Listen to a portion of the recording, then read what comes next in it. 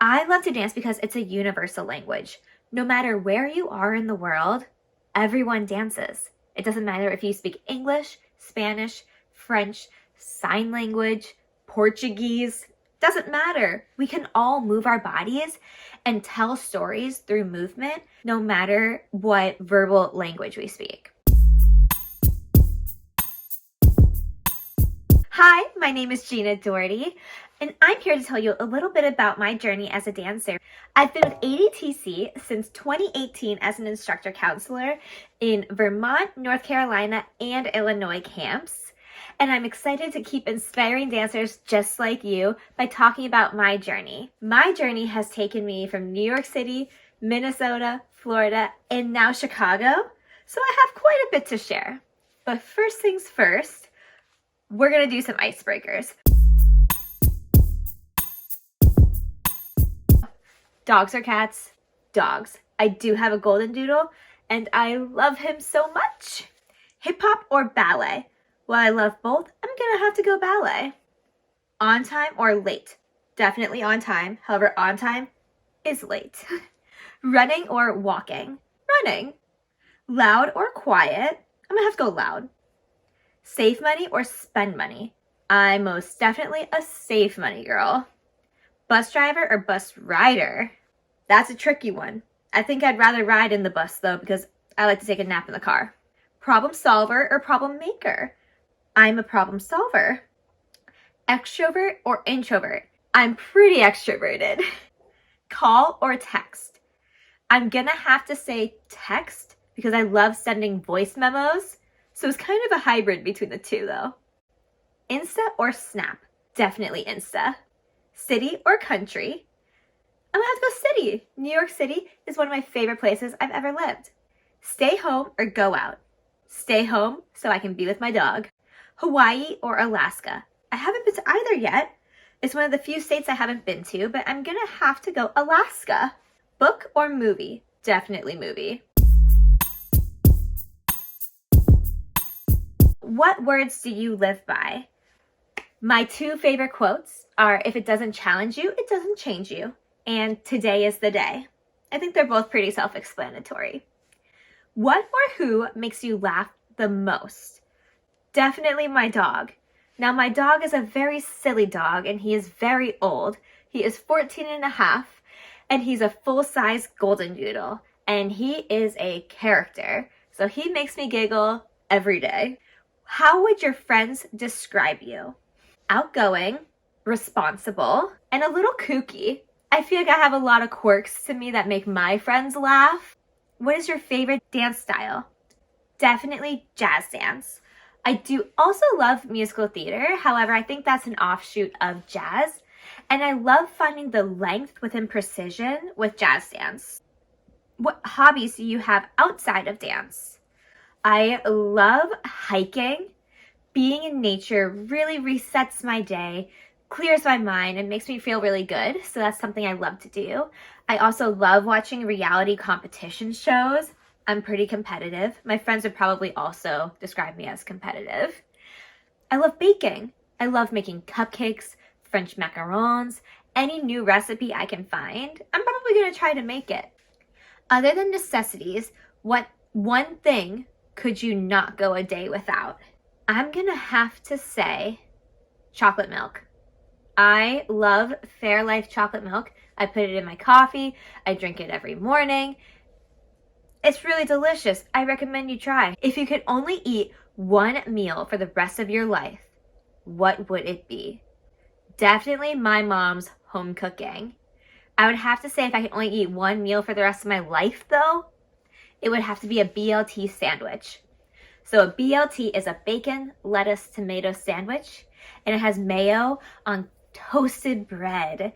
And sometimes I add avocado. It's just a perfect mix of soft and crunchy for me with that salty, savory bacon and that nice, sweet, juicy tomato. So a BLT sandwich, ideally with a side of salt and vinegar chips, kettle cooked only. If you could live anywhere, where would it be?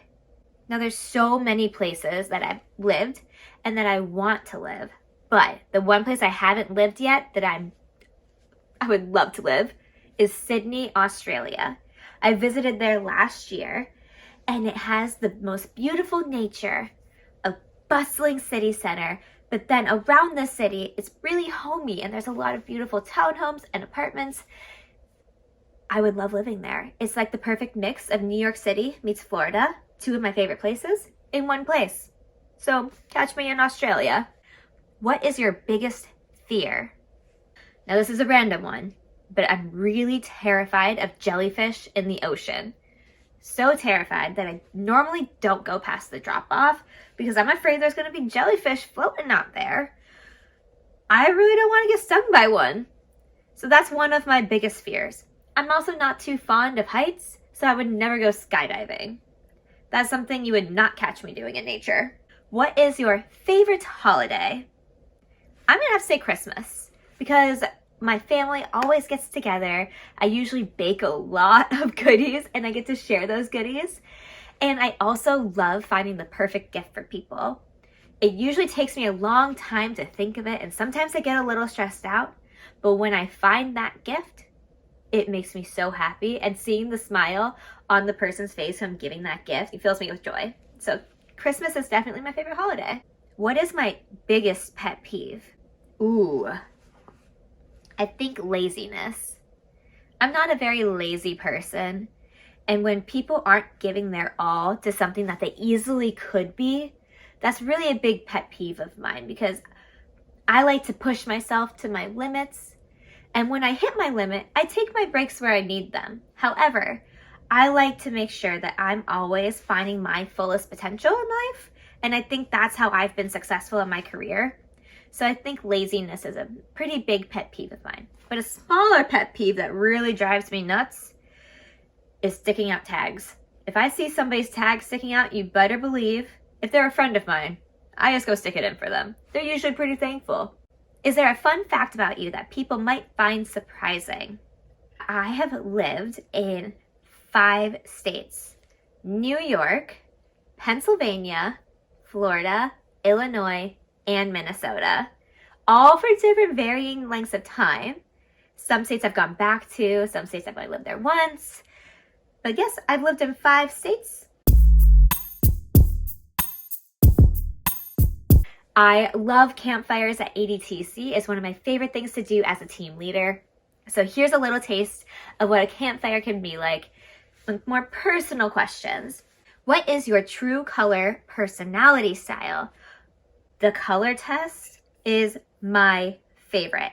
My color test is a gold. So, do I think that I am a true gold? Absolutely. So the gold is known as the organizer. It's the person that's going to be the one in charge, have everything organized on time, never late.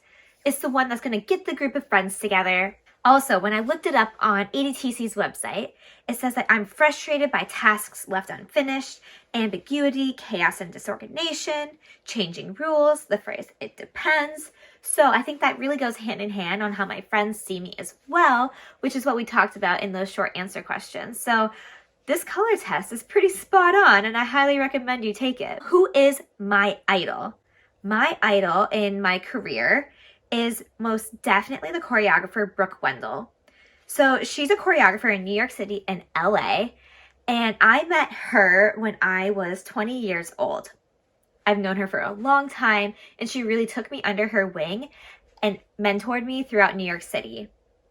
Why she's my idol is that she's a strong, powerful woman who doesn't take no for an answer, always shows up professional, and has such a loving heart and wants to give what she knows to other people with her entire being. And I really respect that out of a human. And she also, besides being a great person, changed me as a dancer. She helped me find length in my movement, especially being a dancer who's pretty short. I'm not even 5 feet tall. And she helped me make me look larger than life on stage because of her coaching and mentorship. So therefore, I really respect her because I've seen her be so professional in a room and everyone always respects her and speaks really highly of her, I now walk into the room with my chest held high, and I wouldn't be where I am today if it weren't for that confidence she instilled in me, and therefore she's most definitely my dance idol. Why do I love to dance? I love to dance because it's a universal language. No matter where you are in the world, everyone dances. It doesn't matter if you speak English, Spanish, French, sign language, Portuguese, doesn't matter. We can all move our bodies and tell stories through movement, no matter what verbal language we speak. And by telling stories, it connects people. And connection is something I'm really passionate about. So therefore, I consider myself a storyteller within movement. And that's why I really love to dance, because I can tell stories and also understand other people's stories. What is my proudest accomplishment and why? I would say that my proudest accomplishment is being the dance captain of a national tour. Why is that my biggest accomplishment? It was a really large goal of mine that I finally got to check off my list. So I was the dance captain in swing of the national tour of Charlie and the Chocolate Factory. This was a tricky time in the world because we started pre-pandemic and then came back after the pandemic. So I remember that we were in Boise, Idaho, and we had 8 people out of the show sick. So as dance captain, it was my job to communicate with the departments of stage management, wardrobe, wigs, and sound to ensure that we could still make the show happen. It took a lot of work and communication, but we made the show happen and kept the artistic integrity of the show, meaning that the audiences would have never known that there were that many people gone from the stage. And that's a really big accomplishment of mine because 1, I saved my company from having to cancel the show. And 2, it took a lot of creativity on my part to convince these other departments that it would work and to then get actors on board with my ideas. So that means that I had to gain the respect of quite a lot of people for them to trust my vision. And therefore, since they put their trust in me, we made it happen. And it was a really big accomplishment of mine that I won't forget for a very long time. What goals am I working on right now, both in dance and life? So the goal I'm working on right now in dance is expanding through my movement in ballet specifically. So I found that in jazz dance, I've really found that expansion and length behind that precision. But in ballet, I was feeling very placed. So I have a ballet teacher that I work with every Monday at my dance company, Giordano Dance Chicago, which is America's first jazz dance company, actually. But we take a lot of ballet in the morning to prepare ourselves for the day. And she's becoming a mentor of mine in ballet to really help find expansion in movement. So as a dance teacher, I'm now trying to teach that to my students, that finding expansion and excitement in ballet is so important. So there's a time and a place for very rigid, precise, placed ballet.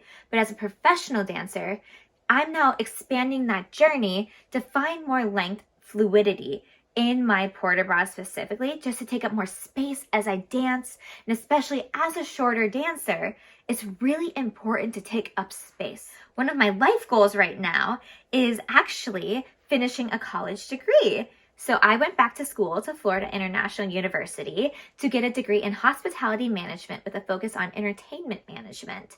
So that will eventually allow me to fuse my love of travel and entertainment together. So I only have about a semester and a half left. So that's my big personal goal right now, is to finish with high honors, a high GPA, and on time. Tell us about a difficult situation in life and how you got through it and what did you learn. So when I was in high school, I stress fractured my L5 in my back, which is in that lower back region. Because of that, I had to wear a back brace and I couldn't dance for 8 months. So how I got through that was still attending all of my dance classes and just sitting and watching and absorbing everything while not physically doing it. That really helped me to stay present mentally, because I think it was actually harder mentally to get through that because dance was my everything. It's what I did every single day after school. So what did I learn from that? I learned that I'm a really good visual learner, actually. So I now have garnered the skill of being able to pick up choreography just by watching, which has come in handy as an understudy at Giordano and as a swing on the national tour. Also, it really helped me to find words to describe movement because I was watching it so much, which actually now helps me as I judge dance competitions. So who knows? I was actually prepping myself to be a dance competition judge back in high school when I couldn't dance. What are the odds? But I think it's really important that I found the positives out of that negative experience, because in life, if we dwell on the negative, we're never going to go anywhere.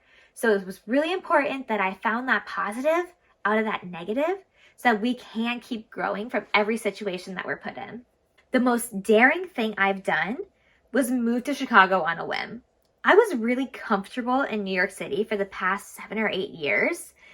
And when I booked Giordano, I had been in New York for a long time. That's where all of my friends were. I had my apartment.